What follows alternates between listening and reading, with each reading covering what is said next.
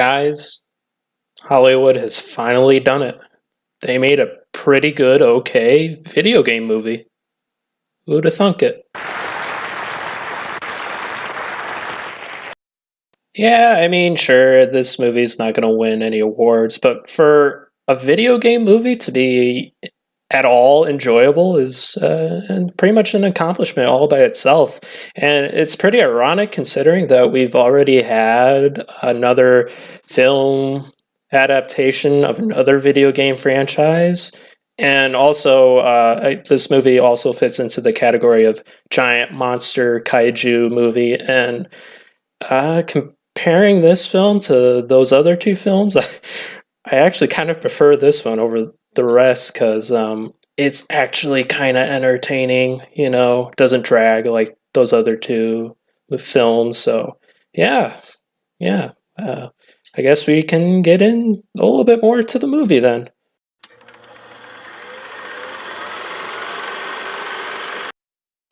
Like I said previously, this is a video game adaptation, and it's an adaptation of the game Rampage, of course.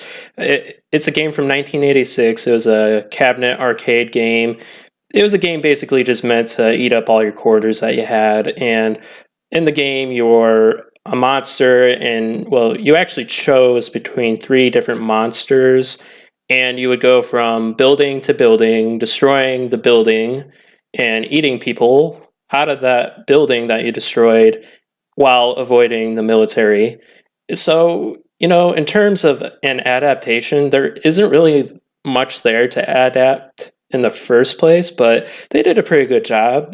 They, of course, added a lot because there wasn't much there to begin with. So, I don't really have a problem with that. I would probably do the same just to stretch out more to put into the plot. It makes sense. But the plot follows the game pretty much. Giant monsters, destroying buildings and crap like that. But in the very beginning, it actually starts off in space, and an experiment goes wrong, and it crash lands here on Earth. The pathogen from the experiment infects 3 animals. It infects George the gorilla, Ralph the wolf, and Lizzie the alligator.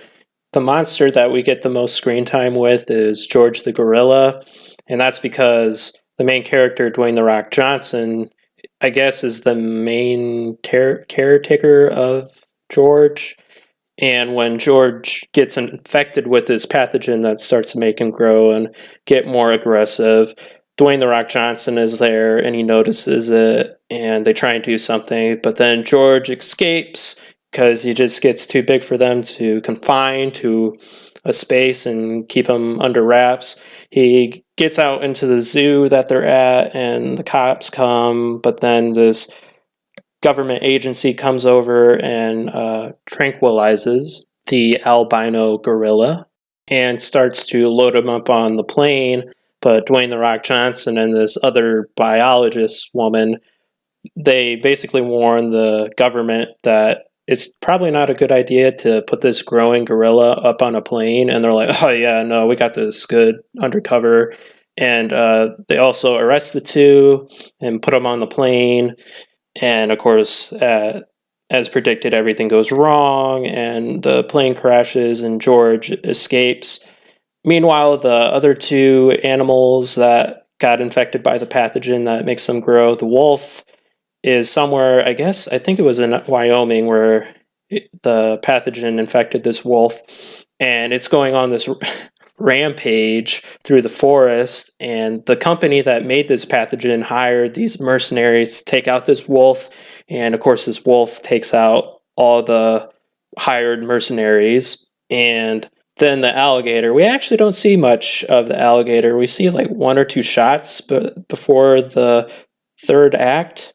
Anyways, in the 3rd act, which is probably, in my opinion, the best part of the movie, because this is where a majority of the fighting and destruction of the buildings happens.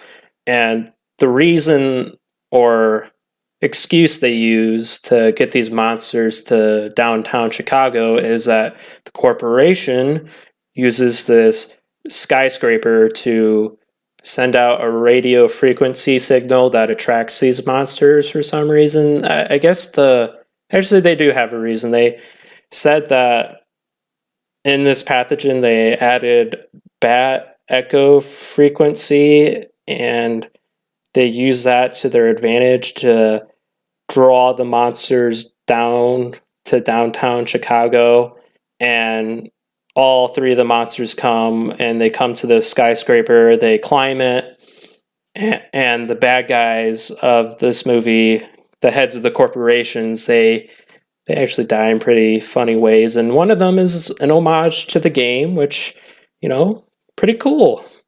They eat one of them, so spoiler, I guess, but I don't know if you know anything about Rampage. The monsters eat this woman in a red dress that they take out of the building, and one of the villains, the heads of the corporation, gets eaten, and she's wearing a red dress, so it's all fitting.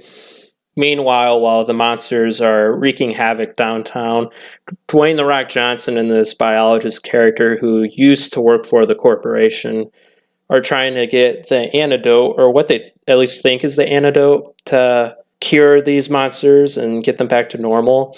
So anyways, they go into the main corporation's headquarters, the main skyscraper that's attracting these monsters. They go in and they eventually find the antidote, but they get caught by the bad guys, and the bad guys hold them up at gunpoint, and they take the antidote and they go up to the top of the tower, and they try and escape via helicopter, but they don't quite leave in time because George comes up and he basically wrecks their helicopter.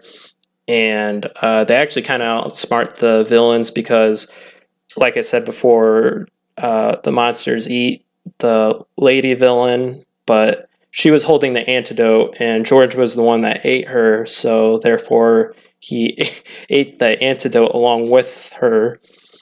And now he's not quite as aggressive. It's not truly an antidote. It doesn't cure his growth, his humongous size. It doesn't bring him back down to a much normal size, but he's less aggressive, and Dwayne "The Rock" Johnson is able to communicate with him more effectively because he's not as angry all the time. And the rest of the movie is just them, beating the shit out of the wolf and the alligator. Dwayne "The Rock" Johnson and George the gorilla. It's quite a lot of fun. A lot of smackdown, beatdown shenanigans. It's quite a lot of fun, to be honest.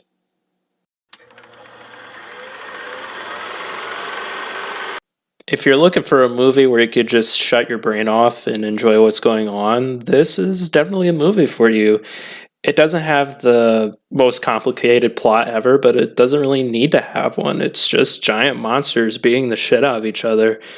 And I don't know what much more you could ask for or even want. This really doesn't need to be anything like Shakespeare. It's definitely not an A+ movie, but maybe a B movie. And to get a grade of B, that's definitely higher than any other video game movie could hope to accomplish. So yeah, I'm going to give it a B, probably a B-, but nonetheless, it achieved something. So yeah, I definitely recommend it.